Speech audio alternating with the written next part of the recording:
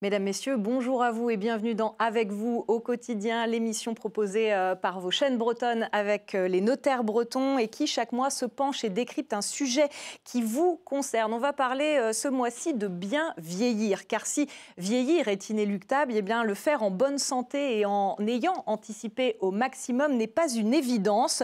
Comment pallier la baisse de revenus, comment maintenir du lien social ou garder un corps actif, comment aussi mettre ses affaires en ordre, eh bien sont autant de questions que nous allons explorer avec nos deux invités.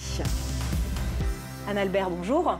Bonjour. Vous êtes notaire à l'Esnevin et en face de vous, nous avons Hélène Kerdeluet. Bonjour. Bonjour. Coordinatrice de l'association pour bien vieillir Bretagne et responsable du pôle action collective de prévention à la CARSAT Bretagne, la caisse de retraite. Alors, je le disais, on va parler de bien vieillir dans cette émission. Quel sens ça revêt pour vous, Hélène Kerdeluet ?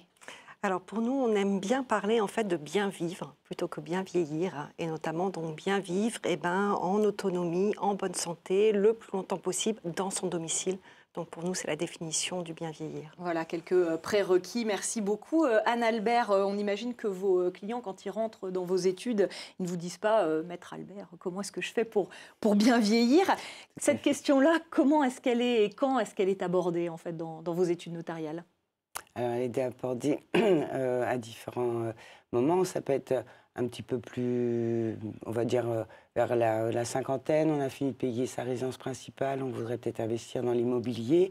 Ou alors, on est proche de la retraite et on se dit, est-ce que ma maison est toujours adaptée ou n'est plus adaptée? On peut envisager de changer d'habitat ou d'avoir du financement pour adapter son habitat, en fait, à sa vieillesse. Oui, c'est là que cette question est abordée. Alors, quand on va aussi parler d'anticiper dans cette émission, on entend parfois parler de l'âge de 40 ans pour commencer à réfléchir à ces vieux jours, entre guillemets. Est-ce que ce n'est pas un peu tôt, Anne-Albert ?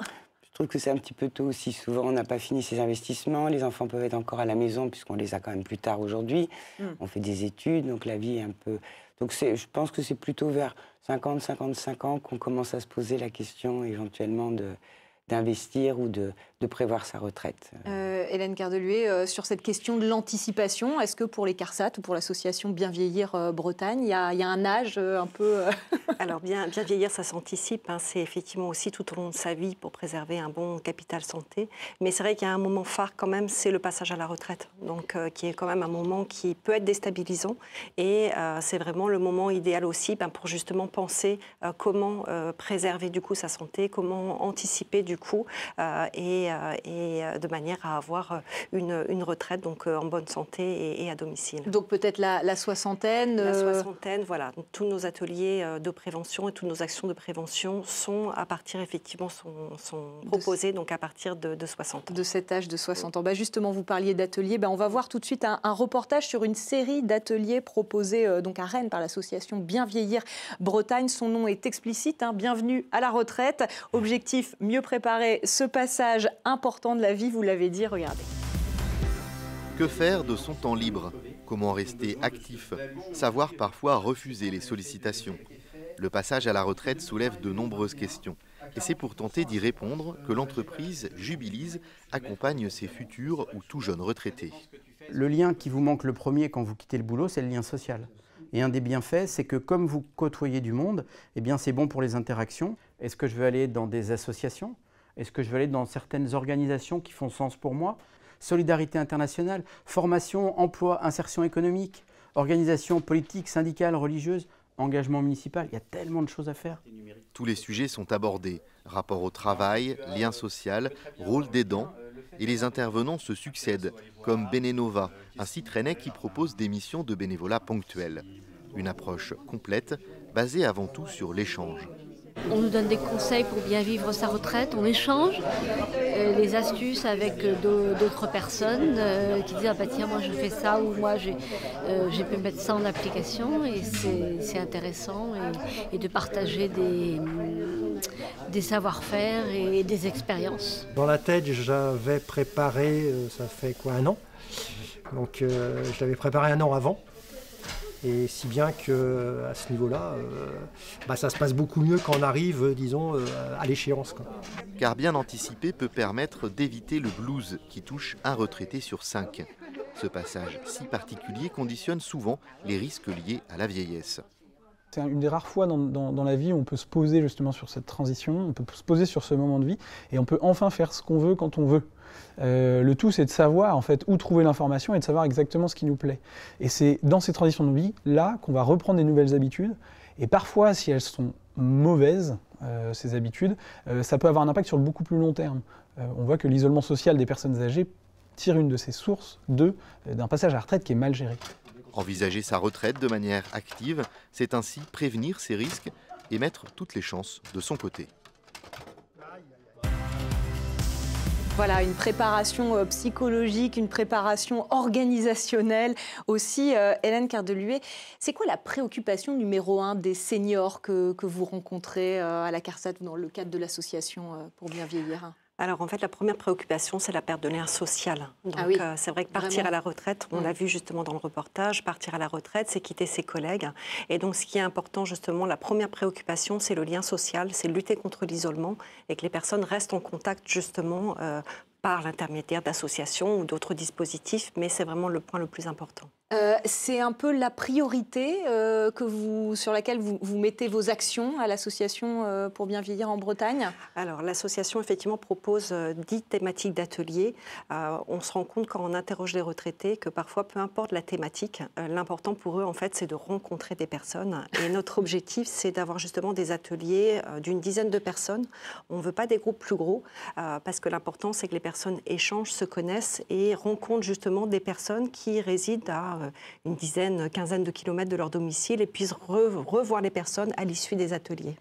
Vous parliez de vieillir aussi en bonne santé. Il y a des ateliers sur ces thématiques précises aussi. Alors c'est tout à fait le type de nos ateliers en fait. Donc on a des ateliers qui vont aborder la mémoire par exemple, des ateliers sur l'équilibre pour la prévention des chutes, des ateliers sur l'activité physique, mais aussi sur le numérique. On voit bien que de plus en plus, il y a beaucoup de services publics, d'aides en ligne, etc. au niveau numérique. Donc voilà, ce sont quelques exemples d'ateliers que nous proposons. Est-ce qu'ils s'adaptent aussi en fonction de l'âge ? Là, on l'a vu, c'est quand même des jeunes retraités. Est-ce que ces ateliers s'adaptent aussi en fonction de l'âge des personnes qui vont y assister ? Oui, complètement. Donc effectivement, comme on l'a vu, l'atelier Bienvenue à la retraite, c'est vraiment pour les jeunes retraités. Après, les autres ateliers que j'évoquais, on est plutôt sur des personnes de 70 ans, 75 ans, avec à chaque fois des conseils de prévention que les personnes peuvent reproduire après à leur domicile.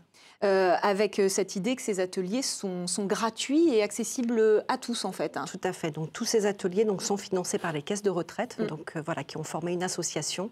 Nous mettons nos fonds en commun, donc nous finançons ces ateliers, mais par contre c'est gratuit pour tous les retraités, quel que soit le régime de retraite. Anne-Albert, votre constat à vous dans vos études notariales, c'est quoi autour de la préoccupation des retraités ? Est-ce que c'est la question d'avoir un complément de revenu ? Qu'est-ce qui vous pose comme question quand ils arrivent chez vous ? Il peut y avoir la question du complément de revenu, effectivement. Comme on le disait tout à l'heure, investir dans un bien immobilier qu'on pourra éventuellement revendre pour avoir d'autres projets. S'acheter un camping-car, adapter sa maison à ses vieux jours. Ça peut aussi être d'anticiper sa retraite quand on est...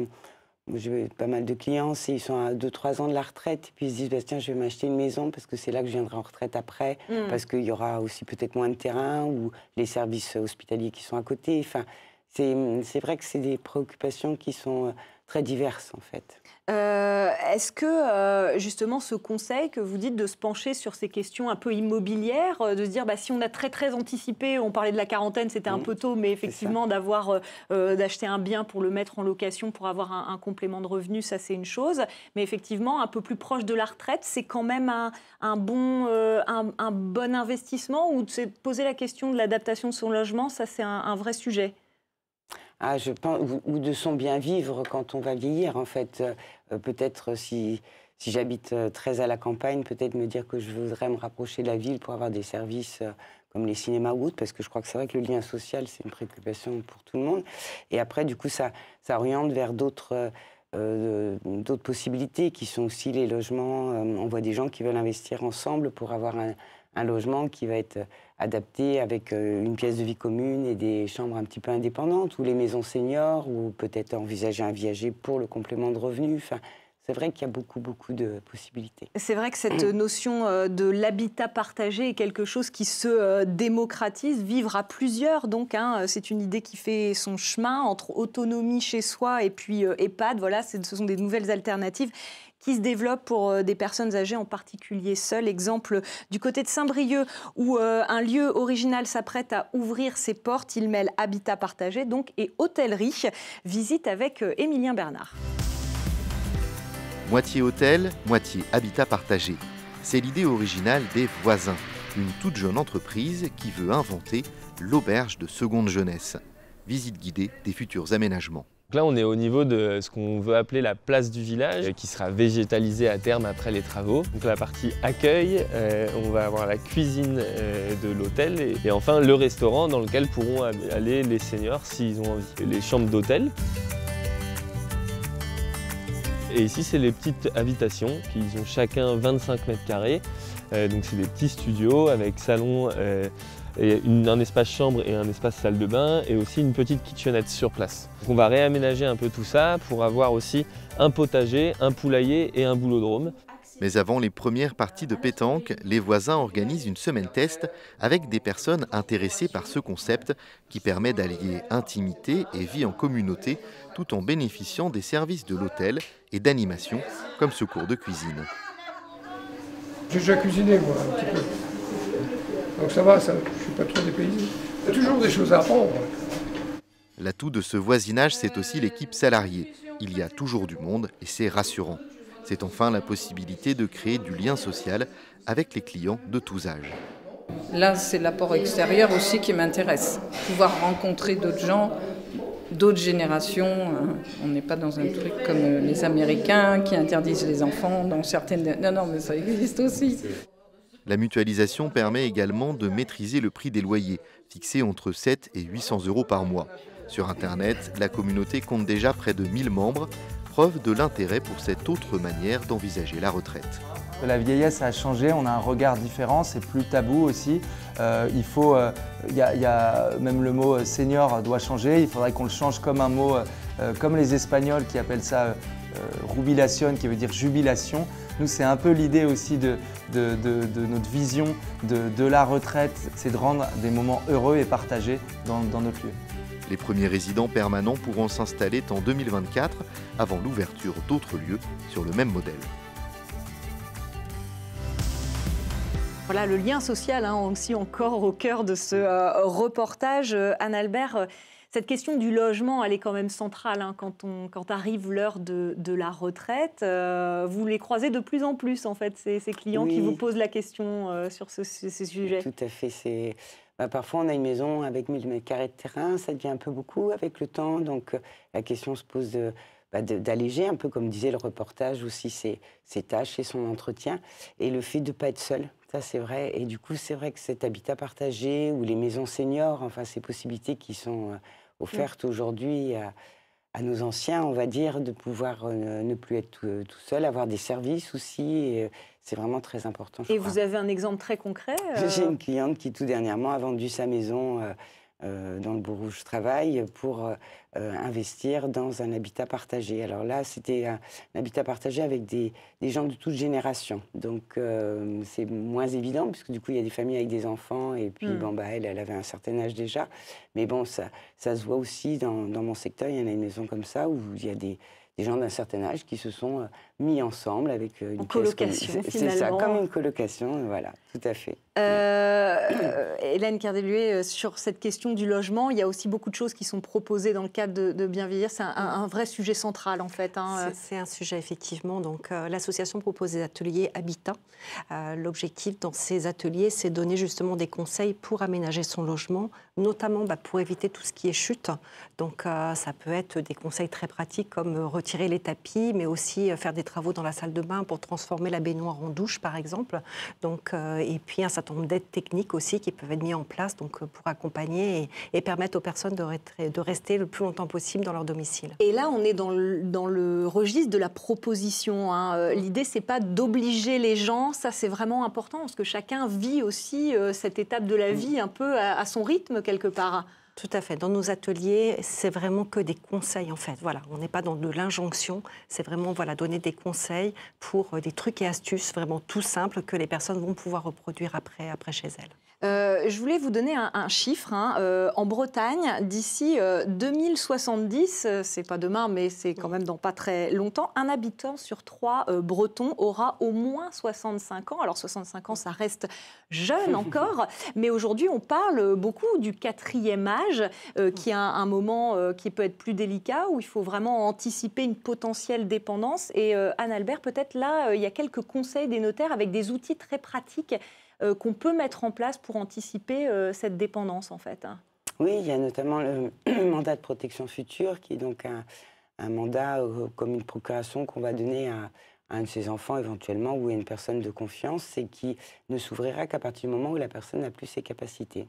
D'accord. Donc ça, comment, de manière très pratico-pratique, comment on y souscrit? Qu'est-ce qu'on doit faire exactement? On doit aller signer un acte qui s'appelle le mandat de protection future chez son notaire, et le jour où on en a besoin, c'est-à-dire une incapacité physique ou intellectuelle, qui sera reconnue donc, par un médecin qui est indiqué sur des listes bien spécifiques. Ouais, du tribunal, c'est voilà, pas n'importe qui pour éviter voilà, effectivement... Et donc la personne se présente avec le mandat de protection future, enfin le mandataire bien sûr, et ce fameux certificat médical, et le greffier donc, va ouvrir ce mandat qui donne pouvoir à une personne qu'on aura choisie. Qui peut être ses enfants, mais pas que, si jamais on n'a pas d'enfants.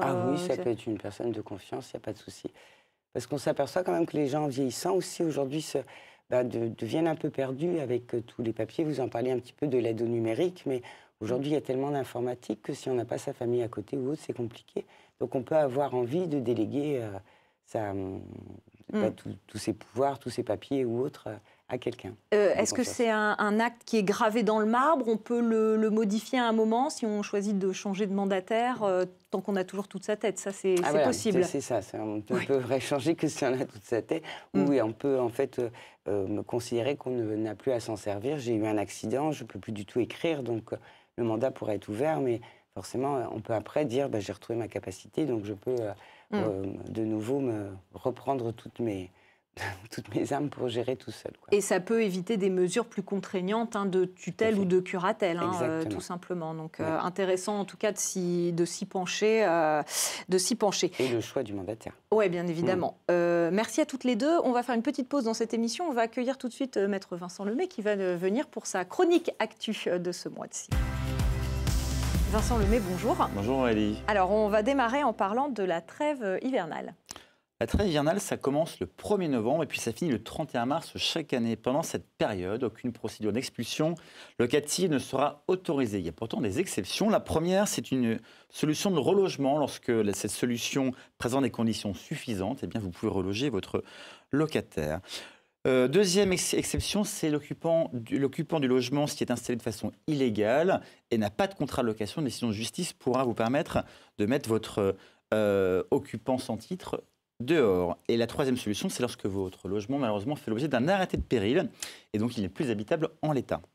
On a une deuxième info, Vincent, c'est de nouvelles obligations d'information pour l'employeur. Oui, alors depuis le 1er novembre également, l'employeur doit fournir de nouvelles informations à ses salariés. Alors ça concerne aussi bien la relation de travail que la liste des CDI à pourvoir au sein de l'entreprise.